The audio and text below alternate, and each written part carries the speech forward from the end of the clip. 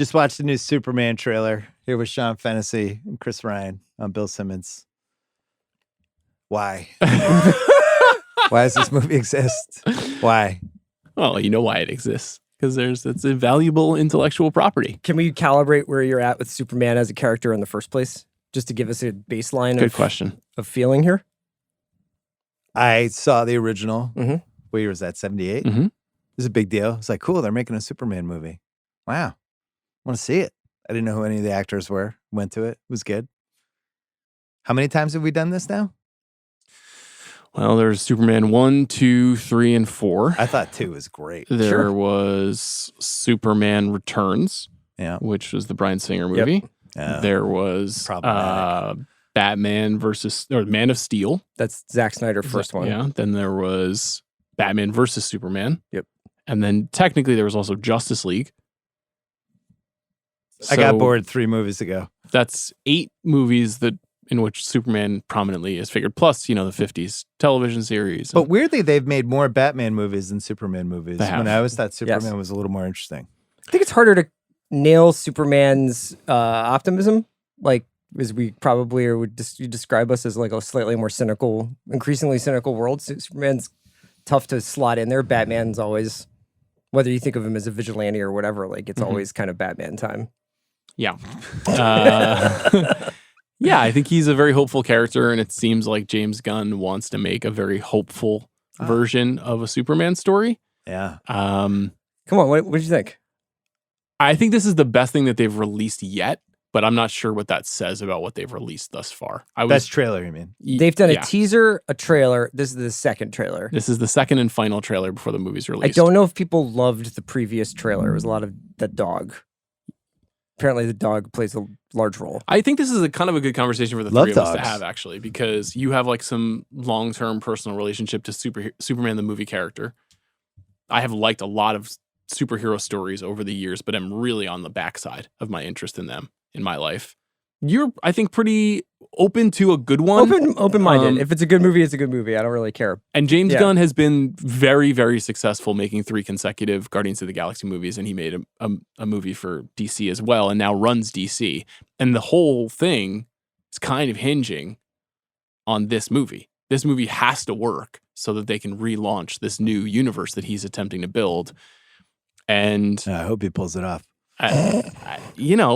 I've been a little bit skeptical for a couple months, and I remain a little bit skeptical. When you say you're in the back end, I just was really into what Marvel culminated in 2019. I thought they did an amazing job of building up those stories. And that moment when it was like Thor, Ragnarok, Black Panther, and then the 2 big Avengers movies, I was just really into it. I thought they did a great job. I had a lot of fun with those movies. I grew up reading comic books, and so I really cared. Since then, my interest has really waned, and I found that the quality of the films have gone way down. Thunderbolts, which just came out, was not bad, but that's Marvel. This is DC. This is a different thing. The DC movies to this point to me have been either bad or just strange and entertaining. This movie is something different tonally, and it feels closer to his Guardians movies for Marvel. But David Cornsweet, I'm not sure I see it. I liked him. I think the first minute of that trailer is pretty good in the sense that it's pitching you a different version of the character and a different version of superhero movies in general.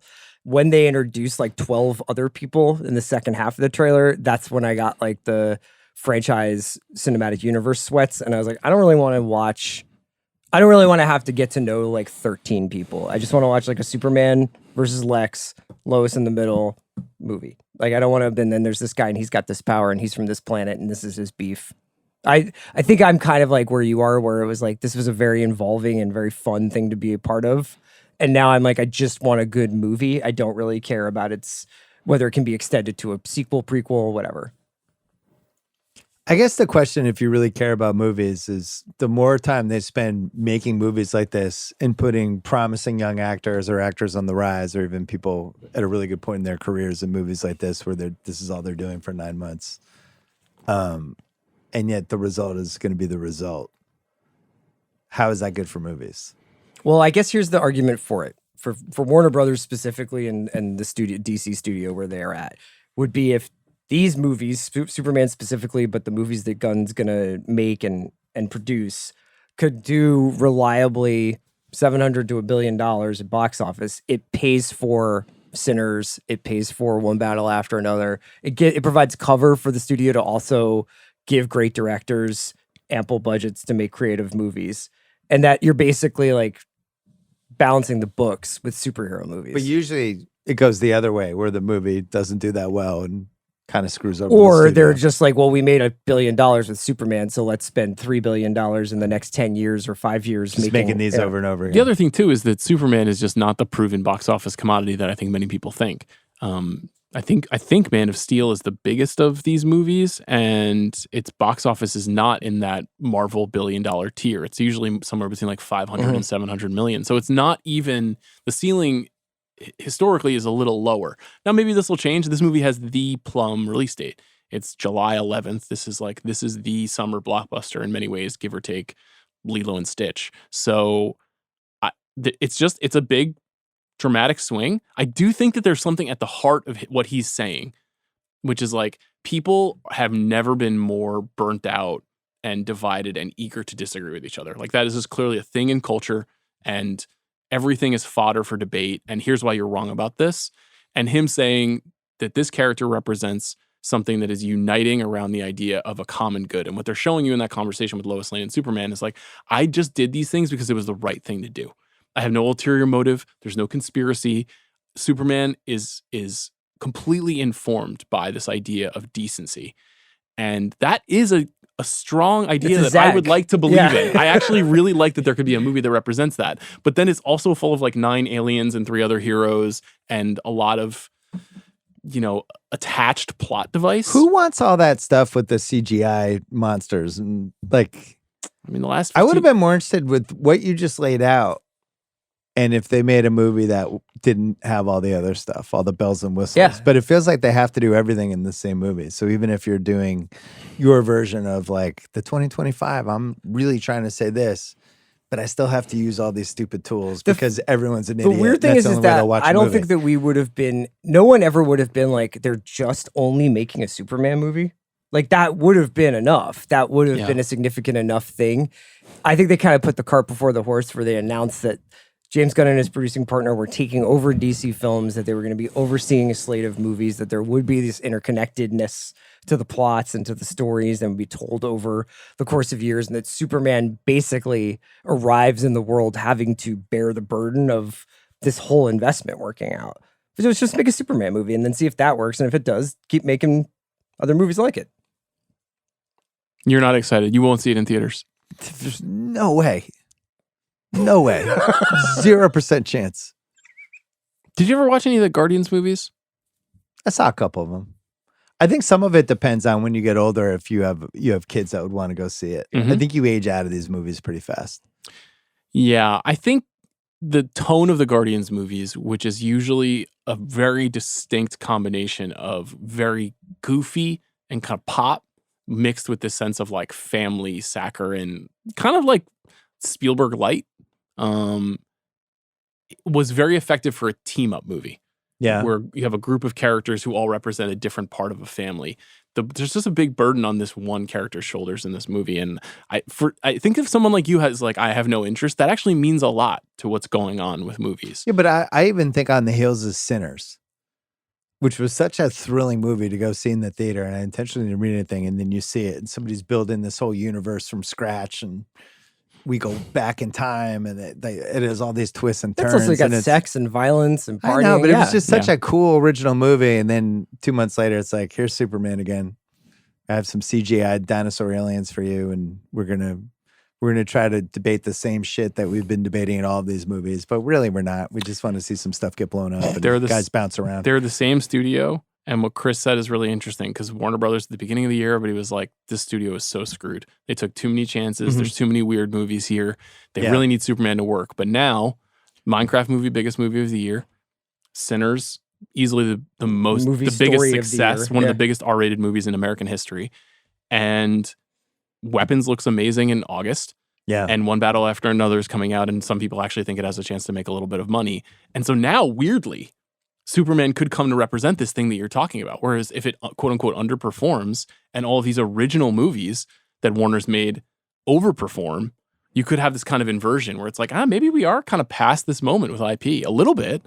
What's left to say with a superhero, I guess, is my other question. We've done every variation it's a good of question. this. I think that it's not the superhero part that matters as much as the cinematic universe part, because I think what Marvel introduced to Hollywood and to film-going audiences was the idea that each film leads directly to the next one, and you have to see all of them. Because it's about the money. Yeah, of course. It's not about like story. But I think that Agree.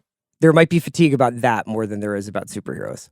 I think people getting to the end of a Superman movie and being like, so that's how it ends? Like Lex Luthor will live to fight another day and Superman is going to be back someday. It's like, I want to know the end of the movie, you know? Mm-hmm. And if then there's a sequel, fine, but... Nicholas Hoult, like, good enough to pull off the Lex Luthor at that level? I'm curious to see. That's the other thing, because that seems like that's like the actual key role of the movie. I'm curious to see what tone he takes. I think I'm a big fan of his. I think what he's been doing the last 5 years is really, really cool. And this feels like the right part for him.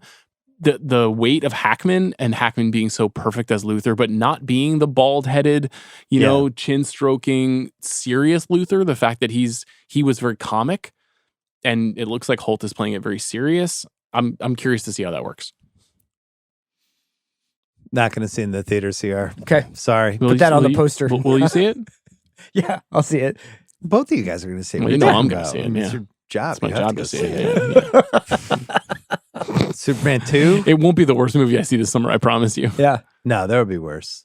But I mean, the Minecraft thing was even more interesting to me that worked. Well, that to me was more about like there's actually like a huge population of kids who are getting older now whose cultural references are completely different to people our age. It's the same thing that which happened is with Minions. weird that they're still making movies for kids, but the reference points are for 45-year-olds and 55-year-olds. This has been my big point about this. I totally agree with that. It's the stuff that has been created in the last 25 years is the IP that should be being iterated on, not stuff. I mean, Superman was created in what, the 1930s? This is a really, really old IP. You could even look at Last of Us. Like, a lot of people are like, Last of Us, who would have thought? It's like, Last of Us is a really popular game. That's why Lilo and Stitch is going to smash.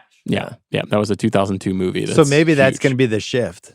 Is stuff from the last 20, 25 years will be the IP that they're trying to mine. I think Minecraft is going to have a bigger impact on all this stuff than making another Superman movie. I agree with you. I think that's the conversation inside development at studios right now, is what is the new stuff that we can make new stuff out of. That's true for Barbie and Super Mario Brothers too. Because you think about all the stuff that they've done or developed over the last couple of years where they're like, oh, we have Presumed Innocent in our library. Let's do that. And it's like, it does okay, you know, like, and it is mildly okay as a show or whatever, but that's just because they all mildly okay. I thought it was a B-. But they had it already. Yeah, they didn't think about, does Presumed Innocent still resonate with a majority of audiences? This is the mistake they made in the 90s, thinking that anyone who was like 17 would care about some TV show that came out in the 70s. Right. It just didn't work, and they tried it over and over and over again, and it never really worked.